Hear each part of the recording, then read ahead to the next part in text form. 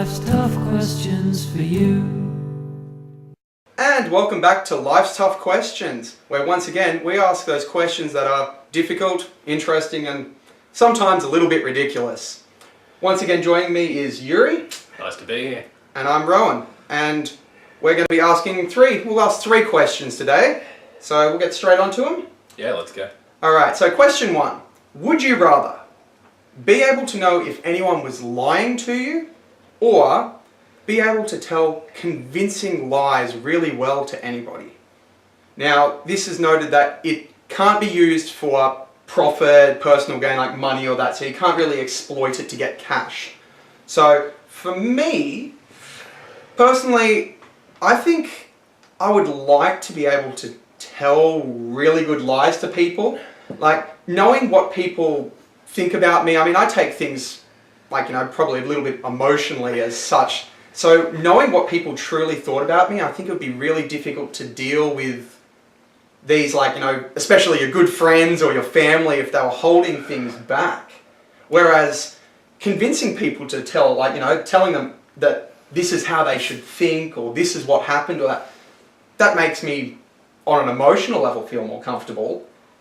But also to look at it from a point of, yes, I know I can't exploit money, but I can still make my life better, I believe, by lying to people everyday life, whether it be work or, oh, were you next in line? Yes, I was. I think it's something that being able to convince people with a good lie probably would make me feel better. I gotcha. So just to qualify here, when you say you can't use it directly for profit, you mean in so much as you walk into a bank and go, good afternoon, I have an account here, please. I'd like all of the dollars. Exactly. But exactly. I guess indirectly, yeah. Okay, but yeah, I think if there was something like $5 on the ground and it's like, oh, I dropped that $5, you probably maybe could convince somebody in that sense. I gotcha. No, I think I get the distinction. So the way I see it though, being able to tell if anyone's lying, that seems to me like it would be more of a curse than anything, because, I mean, sure, you could tell when people are lying to you, but you wouldn't be able to prove it. And you'd know they were lying. I mean, assume people are lying to you all the time. You may not be able to prove it. Imagine going through life when being able to tell any time someone lies to you, regardless, but often having no way to prove it whatsoever. Yeah. That pathway, down that pathway, madness lies. That seems horrible. Yeah, I don't usually point out, even if I heard someone I know telling a story and you don't even tell them right there, right then, because it's how do you bring up that somebody's lying? Yeah, you might be able to call someone out on something, but like for more significant lies, something that's of significant, I can't think of a ready example right now, but 100% they're lying, but you have no evidence whatsoever to back it up. What about a partner? A partner that tells you that they love you and you actually know that they don't actually care about you. They're in the relationship just like, I'll get out eventually. I'm just hedging my bets being here. Yeah, no, that's horrible. Yeah. I mean, yeah, at least if they lie to you and tell you they actually love you and you believe it, then it's great until they run off with the mailman or something. Exactly. You convince them that they need to stay with you, with the other one. Yeah, exactly. No, sign me up for being able to tell lies really convincingly. I feel like I could make a career out of that, be like a stockbroker. I don't know anything about broking stocks, but I feel like I could do one of those real shady type careers and essentially exploit that for maximum success. Or something that has some form of commission payment, like car salesman, that convince it, you need this. No, you don't need that little, first buy. This teenager should not buy that tiny little, Suzuki. No, give him, a Hummer. You should, not only should you buy this, Mazda 101 that is missing 3 of its original doors, but not only should you buy it, 121, I don't know shit about cars. I can think of the little bubble thing I'm thinking of. Not only should you buy it, but you should pay 3 times what it's worth. Exactly. And they should be getting out premium insurance or whatever you can pawn off them. You should get volcano insurance. Yeah, 10 extra air fresheners. Yeah. Alright, well, beautiful. I think we're both in agreement and that it would be better, I think, to have the more convincing lies. Even if you were a federale or something, interviewing someone, and you knew they were lying, but still unable to prove it.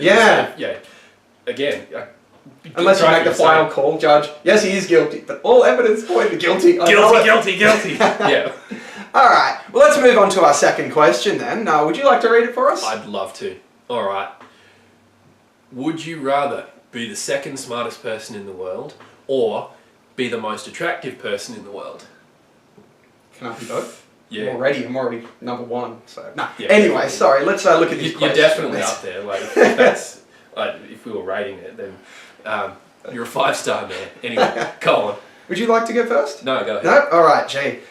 Okay, I think in this case, as much as I've always been I'm usually a brains over brawn type person that makes me want to immediately say, why would I want to be smarter? Nah.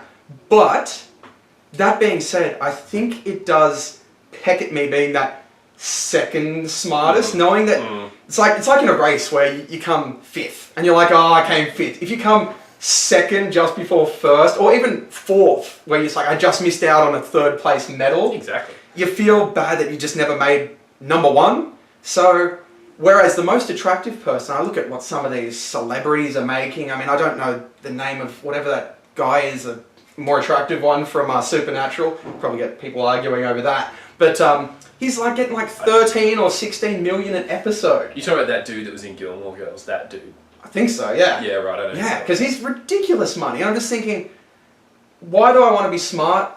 Yeah, I guess I help society or people or that. Well, but I wouldn't do it. You do it. I wouldn't do it for free though. Yeah, exactly. Like if I was smart, I'd be selling my smart. So I might as well be selling my looks or my natural acting talent. Clearly, but I think that to me, I can also exploit a bit more for money, maybe, and I wouldn't be feeling as much guilty as well. Like you're smart. I've got the cure for something. I'm not going to give it for free. But then you feel like I'm holding back for money, and then you feel guilty. Whereas my own looks, I'm not holding back for money on that as such. You know what I mean? I gotcha. Alright. The way I see it, similar to the last question, I feel like being the second smartest person in the world would also be a curse, particularly if you knew you were fated forever to be the second smartest. Because I think the smarter you are, however you define that intelligence, whatever that might be, but obviously you're going to get the arrogance sort of commensurate with that, and that's not going to sit right. I mean, thinking me now, if I knew I was the second smartest guy in the world, that would drive me insane, knowing I could never be that, however you go about actually quantifying it. And that's it, you know that you're the second too. Yeah. It's not that you're just like, you have to go and enter a contest or something, I don't know how you'd measure again, but you know that there's someone out there that's number one. Like, yeah, exactly, and you could never be it. Like, sure, you could do all sorts of amazing things. You could cure diseases, you could invent time travel or something like that, but you'd still only be the second smartest person in the world. Particularly if the smartest guy, or whoever it was, rubbed it in your face like on a daily basis. It's an interesting thing too when you say like, invent all these things. Like, wouldn't the smartest person have invented some of those things by now? But I guess it depends which field you look at. Like, I don't know. Smartest person in the world may be able to invent time travel, but he's never dabbled into time travel before. You never know until, I don't know, what would be, invent some like ridiculous, like smartest person in the world and exploiting it so I can make like, I feel like, if I was that, I'd be wasting all my time inventing a device for spiders to talk to cats or something. Yeah, exactly. Smartest person in the world. Completely useless. Yeah, exactly. But being the most attractive person in the world, I guess your looks would fade over time, but you could coast through at least 3 decades of your life with zero effort whatsoever, just by virtue of being the most attractive. Like, I would probably be okay being an otherwise completely empty vessel, as long as it was a nice looking vessel. I think I'd be okay with that. I mean, I'm pretty shallow already, but I don't have the looks to back it up. But I feel like if I was the most attractive person in the world, my natural shallowness would match well with being the most attractive. So I feel like that would go okay. I could coast through life being an empty vessel until my looks eventually faded. Yeah, like you said, with that whole arrogance too, like when you got that smart arrogance, you need to really put other people down to feel better about yourself. Whereas attractive, the same way you wake up in the morning though for attractive, you look at yourself in the mirror, you're like, yep, I'm looking good today, exactly. Like you can feel good, but whereas I think you need people, and people are going to hate you if you get that arrogant level. So I'm going to lock in attractive. Even if they hated you though, they'd still have to agree objectively that you were the most attractive person on the planet. Yeah. Like, they wouldn't be able to escape that. Yeah, very true, very true. The second smartest, second comes right after first, but who gives a shit? Like, second. Yeah, well, I guess we're in agreement again, so most attractive person in the world. So let's move on to our third question now. So, final question now. Would you rather both of your legs were 100% stronger than they are right now, or just one of your arms was 150% stronger than it is now, and you can choose which arm. Now, in my head, I'm thinking that when we say stronger, it doesn't necessarily have to be visually represented. So I don't know if it's going to grow. I was gonna ask about that, like to clarify. Yeah. Does it have to come with the commensurate like level of like muscles and that sort of Well, stuff? do you think there's some really powerful people out there that are quite, like you look at some of the like rock climbers and that are super, like can throw their body weight, they're trim as. Or like Bruce Lee's really tight muscles. I guess my issue with that is potentially, I feel like if I wasn't symmetrical, I'd have to kill myself. I couldn't stand not being symmetrical. Like symmetry is life. Like I couldn't do it. So if you think that if your arm, even though it's stronger, going in and seeing beef arm versus regular Yeah, arm. exactly. Not only would you be a freak show, but asymmetrical, I couldn't stand it. Like, how could you live like that? Yeah. Gee. See, when I think about this, I think like the legs, I'm probably using the muscles in my, I'm no genius when it comes to this, but I think I use the muscles in my legs like would benefit me more by being strong because I walk around, I'm going up and down stairs, whereas my current level of strength I'm okay with. Like with my arms, I can do everything. I can't go lift up a boulder outside. Maybe moving some furniture gets a little bit uncomfortable, but as far as gaining more strength in one arm, I don't see how in everyday life I'm really going to benefit by being stronger in one arm. Like, yeah, I could maybe challenge more people to an arm wrestle or something. But yeah, that's an option. Whereas having stronger legs, I on occasion go for a run. I on occasion am walking upstairs. I think it would just make me feel more comfortable with most of my everyday duties. Oh, carrying groceries, I suppose. You could roundhouse kick the groceries up the stairs. There you go, yeah, make your legs strong, just kick everything instead of carrying it. Or you could carry it on your legs. But yeah, I think that legs is something that I would benefit more of, I think, in every day-to-day life. Yeah. I personally probably would, but 150%, but just in one arm. No, it's unbalanced, it's not symmetrical, and I don't like it. It's not sitting well. I'm thinking about it, and I'm like, no, I don't like it. So I'm going to have to go legs because both of them, and it's not like you'll get no use out of that, but I'd rather arms over legs for lifting and carrying purposes, but without the symmetry, like it's bothering me right now thinking about it. Maybe you could be like a sweet, like at serving on volleyball or something, like your spike was super. I think though if I had... Were you holding a racket? Yeah, I think I was holding a racket and then I spiked afterwards, maybe. So in volleyball. It was badminton, but then it sort of became like volleyball. I believe so. I don't know, I've got brawn, not brains. But I think that I would also feel a bit silly. Like, I've never been one that goes to the gym to go bulk up. And I think I'd be thinking that if I was super strong in one arm, I'd be kind of torn then between, do I then start focusing on that one arm, making it even better? Or do I have to balance, like, do I then get the other one?